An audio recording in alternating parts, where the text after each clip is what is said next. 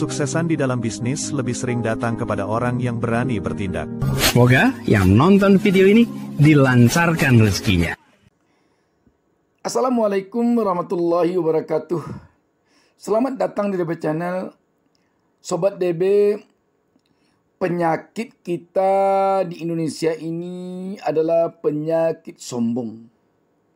Sombong ini erat kaitannya dengan tinggi hati. Biasanya orang sombong itu identik dengan orang tinggi hati. Orang tinggi hati itu identik dengan orang banyak gengsi. Orang banyak gengsi itu identik dengan orang mau sukses dengan cara instan. Tetapi ada seorang remaja yang menolak semua itu.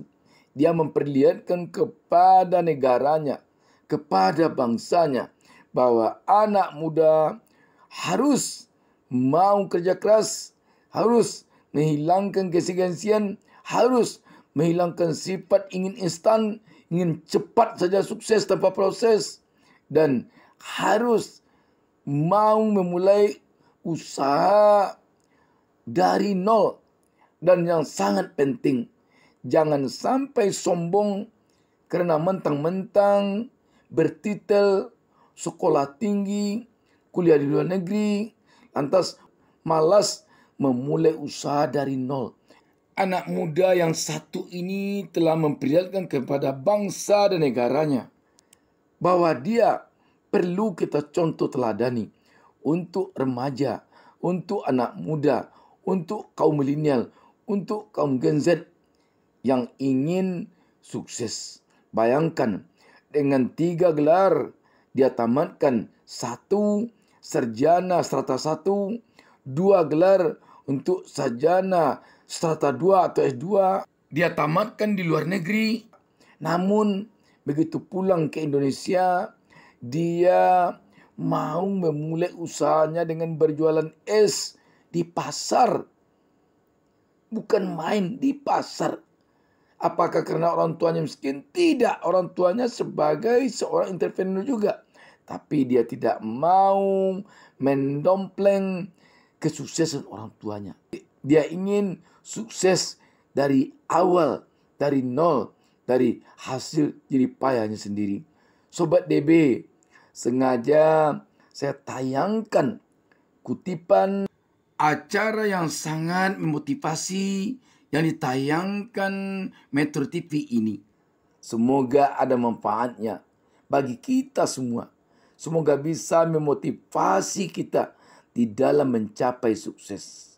Saya yakin sangat perlu ini bagi saya dan bagi Anda, bagi siapa saja yang ingin sukses. Baik teman-teman, berikut ini cerita yang tidak kalah menarik berkaitan dengan anak muda yang sudah sekolah jauh-jauh, sekolah tinggi-tinggi, pulang-pulangnya memilih bisnis yang mungkin sebagian dari kita nggak percaya. Kok mau ya, kok begitu ya? Apa yang terjadi di balik pilihan usaha yang dia tekuni? Siapa dia? Kathleen Gondo Utomo. Baik, Kathleen. Ya Pak. Boleh tahu umur nggak? 32. Kamu sekolah di mana? Formalnya? Ya, saya S1, saya ambil Food Science dari Cornell University di New York. Terus sama kita, sama. Sama. Iya. Saya di LA. Iya. Lenteng aku. Oke, sorry Kathleen. Tapi tunggu dulu, S1 di Cornell University di New York. Oke, kamu punya prestasi, lulus bagus atau pas-pasan? Summa cum laude, IPK 3,99.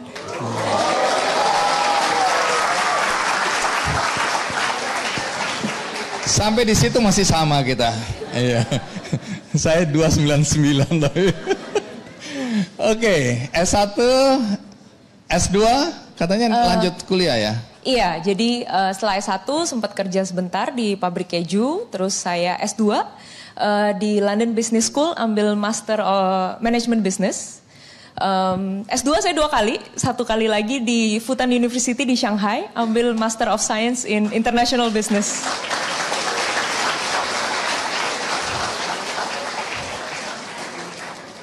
Serakah sekali kamu ya. Sementara aku nggak pernah lulus sarjana, kamu udah banyak sekali. Tunggu dulu, yang S1 jurusan apa? Food science. Food science, Ya. Oke. Teknik pangan lah. Oke. Duduk dulu, aku mulai grogi nih ngadepin S2-nya yang 2 itu. Kamu kemudian pulang ke Indonesia. Iya, betul. Dan kemudian memilih membuka usaha. Ujung-ujungnya jualan es. Jualan es. Jualan es. Berapa nih esmo harganya? Ya, jadi saya membangun High Cups. High Cups ini adalah perusahaan F&B dengan misi khusus, yaitu pemerataan gender. Di High Cups ini kita punya berbagai varian makanan dan minuman. Sekarang kita jualan minuman dari harga Rp5.000. Kenapa kamu memilih itu? Sebenarnya High Cups itu lahir karena saya gemes gitu, saya frustasi gitu dengan kenyataan bahwa perempuan di Indonesia itu tidak diberi kesempatan yang sama dengan laki-laki. Itu kenapa Jangan saya lihat bangun High aku, Cups. siapa laki-laki di sini? Awas kalian ya, kasih kesempatan dong yang sama. Oke, jadi dari mana kesadaran bahwa kamu merasa perempuan tidak diberi kesempatan yang sama dengan laki-laki? Dari mana? Saya lulusan tahun 2014. Pada saat itu saya lulus dari New York, saya sempat kerja. Tapi pulang kerja, waktu saya di Amerika kan pulang kerja malam, di sini pagi gitu kan. Jadi saya berkeinginan gimana caranya kita give back untuk Indonesia. Jadi waktu itu saya sama teman-teman, mereka juga ada yang sekolah di Kanada, sekolah di Amerika. Kita semua away dari Indonesia, tapi kita sama-sama membangun yang namanya Diaspora Ikhlas. Diaspora Ikhlas itu non-profit organization yang khususnya mengajar bahasa Inggris. Jadi kita kerjasama dengan beberapa panti asuhan, ada di Aceh, ada beberapa di Jawa Tengah, ada beberapa di Jawa Timur juga. Waktu itu teman-teman kayak nggak tahu nih Skype, ada yang tahu Skype nggak? Oh masih tahu ya. Jadi kita pakai Skype untuk simply ngajarin bahasa Inggris ke anak-anak SD, SMP, SMA. Yang saya notice adalah ketika saya ngajar untuk adik-adik yang ada di SMP dan SMA, kok kebanyakan cowok semua. Apalagi di SMA, sangat wajar kalau nggak ada ceweknya sama sekali. Ketika saya tanya, loh ini kok banyak cowoknya, ceweknya kemana? Saya ditanya balik, loh kok cewek sekolah? Kok cewek SMP? Ngapain? SD aja, intinya gitu kira-kira. Malah saya bingung gitu. Saya yang dianggap aneh sama mereka, loh kok kakak kuliah?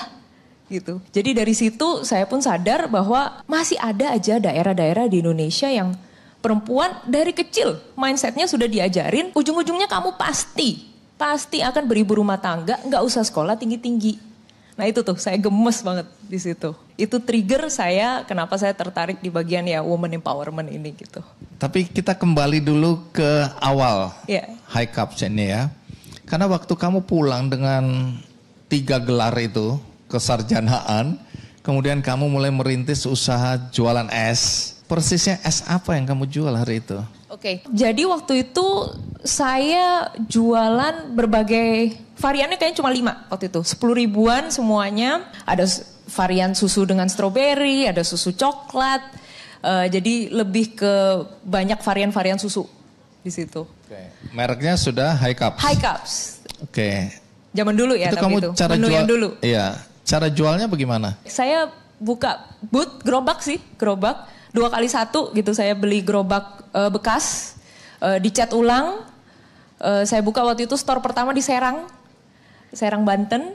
2x1 saya sendiri sama ada satu lagi waktu itu staff, kita berdua kita jualan aja gitu. Kathleen, ini agak nggak masuk akal di pikiran teman-teman. Kamu sekolah tinggi-tinggi, anak-anak muda yang sekolah tinggi-tinggi kan langsung berpikir, wah nanti aku punya bisnis yang keren, yang besar dan seterusnya.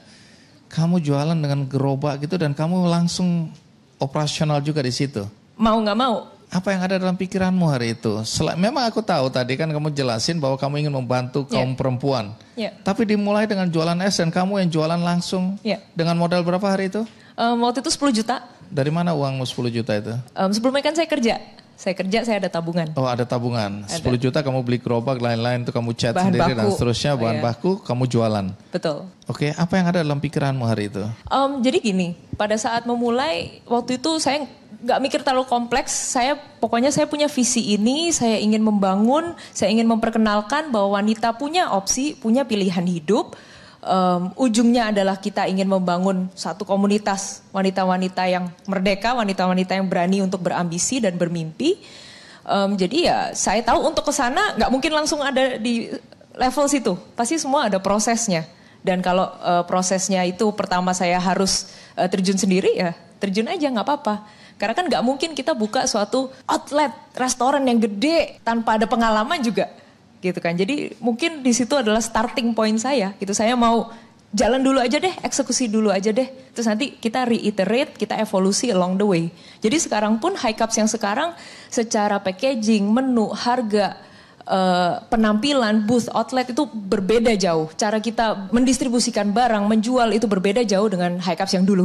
Gitu. Omong-omong, orang tuamu ini pekerjaannya apa? Mama saya ibu rumah tangga. Papa saya juga entrepreneur gitu, tapi bukan F&B. Terus apa kata mereka ketika melihat anaknya setelah disekolahkan jauh-jauh? Ini kan sekolah bukan beasiswa, bayar sendiri kan? Betul. Nah, ini pasti orang tua yang bayarin kan? Betul. Apa mereka nggak frustrasi lihat anaknya pulang-pulang jualan es yang gerobaknya 2x1 itu tadi? Apa reaksi orang tua? Sama seperti reaksi Bang Andi. Ya kan normal ya, saya anak tunggal, orang tua pasti mau pertanyakan, ngapain sih gitu. Udah enak kok kerja yang kemarin di kantor, keren, di SCBD, ngapain jualan es? 10.000 lagi, sehari omsetnya berapa? Pertama-tama juga banyak gak lakunya ya, kan gitu. Pulang juga, tiap hari kan saya ke Serang tuh. Ongkos ke Serang berapa? Dibandingin omsetmu emang masuk, kan gitu. Tapi yang namanya orang tua kan mereka mau yang safe ya. Dan mungkin definisi sukses tiap orang juga bisa dibilang berbeda-beda gitu kan. Jadi ya tipikal respon orang tua lah saya rasa masih normal. Jadi berapa lama kamu jualan seperti itu tadi? Jualan sendiri mungkin 6 bulanan aja. 6 bulanan. 6 bulan? Dalam 6 bulan. Lama Habis itu kan kita, karena di situ saya banyak melakukan kesalahan awal-awal. Okay. Jadi saya ketika saya jaga sendiri saya tahu kenapa produknya nggak laku. Kita ngobrol sama customer, kok nggak beli? Rasanya kemanisan. Oh tunggu dulu, ini produk gagal ini ya? Dulu awal-awal gagal, banyak nggak lakunya. Oke. Gitu. Ya terus apa? Jadi dari Pengalaman produk. lo? Oh jadi saya tahu ini nggak laku kenapa? Rasanya nggak enak, porsinya kekecilan. Saya kan tinggal di Jakarta. Saya kira 10.000 tuh semua orang udah pasti beli. Ya ternyata enggak, mereka masih mikir. Mereka mikir kualitas, mereka mikir porsi. Oh jadi porsi kualitas penting sekali gitu. Terus banyak juga cara selling, hospitality. Jadi kasir kan ada ininya juga ya, ada caranya. Gitu kan. Jadi mungkin 6 bulan pertama tuh saya baru bener-bener dapat real life lesson tentang F&B, bisa dibilang riset market lah gitu. Ya. Itu harga untuk riset tadi ya? Riset, betul-betul. Nah tapi kan waktu itu kalau nggak salah pandemi itu ya? Iya, betul. Apa yang terjadi dengan bisnismu ini? Kira-kira 2019 Desember saya bangun High Cups.